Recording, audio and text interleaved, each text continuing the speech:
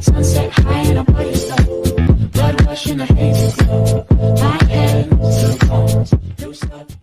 And Ubamala bore Jush, Jalem, and Korah. These were the sons of Esau, who were born to him in Canaan. Esau took wives and sons and daughters and all the members of his household, as well as his livestock and all his other animals and the goods he had acquired in Canaan, and moved to a land some distance from his brother Jacob. The possessions were too great for them to remain together. The land where they were staying could not support them both because of the livestock. So Esau, that is Edom, settled in the hill country of Seir. This is the account of the family line of Esau, the father of the Edomites in the hill country of Seir. These are the names of Esau's sons: Ephraim, the sons of Esau's wife, Adah, and Reol, the sons of Esau's Basemath, the sons of Eliphaz, Teman, Omar, Zepho, Gadam, and Kenaz. Esau's son Eliphaz also had a concubine named Timnah, who bore him Amalek. These were the grandsons of Esau's wife Adah. The sons of Reuel: Nahath, Zerah, Shammah, and Mazah. These were the grandsons of Esau's wife Basemath. The sons of Esau's wife Ubamala, daughter of Anah, and granddaughter of Zebeon, whom she brought to Esau: Jush, Jalem, and Korah. These were the chiefs among Esau's descendants. The son of Eliphaz, the firstborn of Esau: chiefs Teman, Omar, Zepho, Kenaz, Korah, Gadam, and Amalek. These were the chiefs descended from Eliphaz and Edom. They were grandsons of Adah. The sons of Esau's sons were Reuel, chiefs Nahath, Zerah, Shammah, and Mizah. These were the chiefs and descended from Reuel and Edom. They were the grandsons of Esau's wife Basemath. The sons of Esau's wife Ohabah, Malah, chiefs Jush, Jalam, and Korah. These were the chiefs descended from Esau's wife Ubamala, daughter of Anah.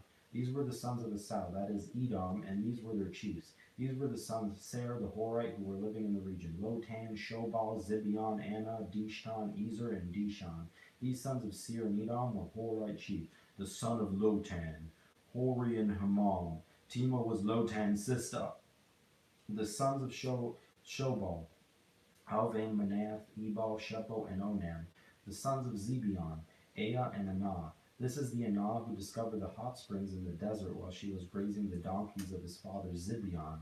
The children of Anah: Dishan and Ubamala of Anah. The sons of Dishan: Hemdan, Eshban, Etron, and Kenron. The sons of Ezer: Bilhan, Zaban, and Akan. The sons of Dishan: Uz and Aran.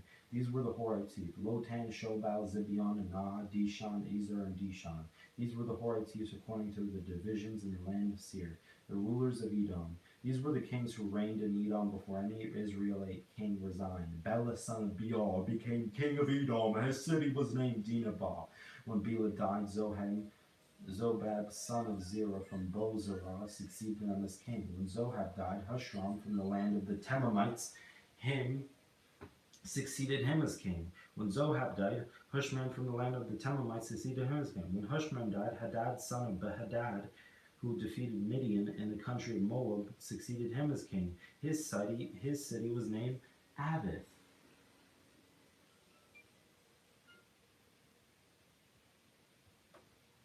When Hadad died, Samala from Masreka succeeded him as king. When Samala died, Shaul from Reboth on the river succeeded him as king. When Shaul died, Baal Hanan, son of Achbor, succeeded him as king. When Baal, son of Achbor, died, Hadad succeeded him as king. His city was named Pau, and his wife's name was Mehabadal, daughter of Matred, the daughter of Mezahabab.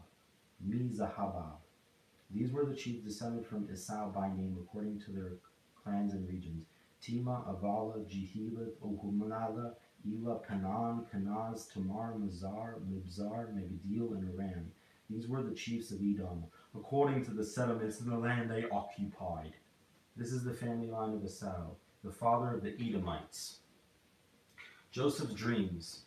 Jacob lived in the land where his father had stayed, the land of Canaan. This is the account of Jacob's family line. Joseph, a young man of 17, was tending the flocks with his brothers, the son of Bilhah and the sons of Zilpah, his father's wives, and he brought their father a bad report about them. Now Israel loved Joseph more than any of his other sons, because he had been born to him in his old age, and he made an ornate robe for him. When his brothers saw that their father loved him more than any of them, they hated him and could not speak a word to him. Joseph had a dream, and when he told it to his brothers, they hated him all the more. He said to them, "Listen to this dream I had. We were binding sheaves of grain out in the field when suddenly my sheaf rose and stood upright, while your sheaves gathered around mine and bowed down to him." His brothers said to him, "Do you intend to reign over us? Will you actually rule us?" And they hated him all the more because his dream and what he had said. Then he had another dream, and he told it to his brothers. "Listen," he said, "I had another dream, and this time the sun and the moon and the 11 stars were bowing down to me." When he told his father as well, and his brothers, his father rebuked him and said, "What is this dream you had? Will your mother and I and your brothers actually come and bow down to the ground before you?" His brothers were jealous of him, but his father kept the matter in mind. Joseph sold by his brothers. Now his brothers had gone to graze their father's flocks near Shechem, and Israel said to Joseph, "As you know, your brothers are grazing the flocks near Shechem. Come, I am going to send you to them." "Very well," he replied. So he said to them, "Go and see if all is well with your brothers and with the flocks, and bring back word to me."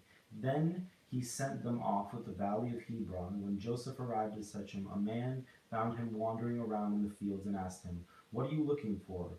He replied, "I'm looking for my brothers. Can you tell me where they are grazing their flocks?" "They have moved on from here." The man answered, "I heard them say, 'Let's go to Dothan.'" So Joseph went to his brothers and saw them, found them near Dothan, but they saw him in the distance before he reached them, and they plotted to kill him. "Here comes that dreamer." They said to each other, "Come now, let's kill him and throw him into one of these cisterns and say that a ferocious animal devoured him. Then we'll see what comes of his dreams." When Reuben heard this, he tried to rescue him from their hands. "Let's not take his life," he said. "Don't shed any blood. Throw him in the cistern here in the wilderness, but don't lay a hand on him." Reuben said this to rescue him from them and take him back to his father. So when Joseph came to his brothers, they stripped him of his robe, the ornate robe he was wearing, and they took him and threw him into the cistern. The cistern was empty, and there was no more water in it. As they sat down to eat their meal, they looked up and saw a caravan of Ishmaelites coming from Gilead.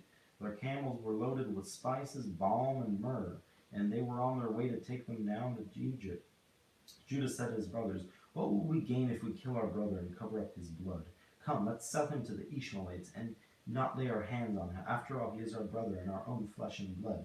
His brothers agreed.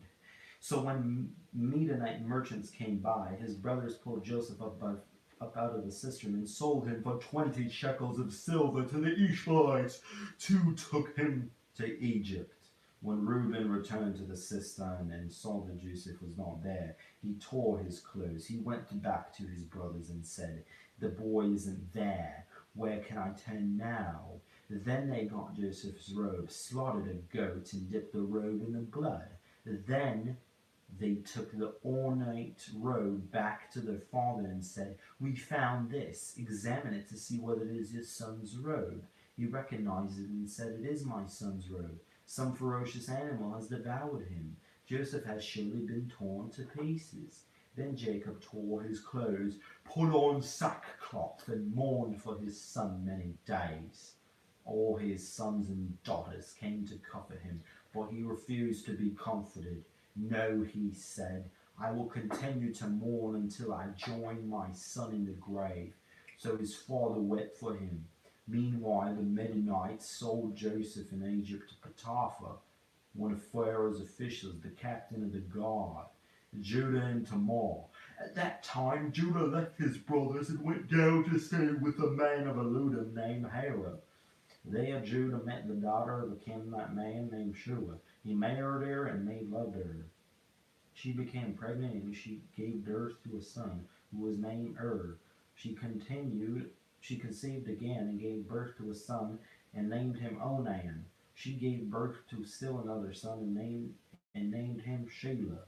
It was conceived that she gave birth to him. Judah got a wife for her firstborn, and her name was Tamar. But Judah's firstborn, was wicked in the Lord's sight, so the Lord put him to death. Then Judah said to Onan, "Sleep with your brother's wife and fulfill your duty to her as a brother-in-law to raise up your offspring for your brother." But Onan knew that the child would not be his, so whenever he slept with his brother's wife, he spilled his semen on the ground to keep from providing offspring for his brother. What he did was wicked in the Lord's sight, so the Lord put him to death also. Judah then said to his daughter and Tamar, "Live as a widow in your father's household until my son Shelah grows up." For he thought, "He may die too, just like his brothers."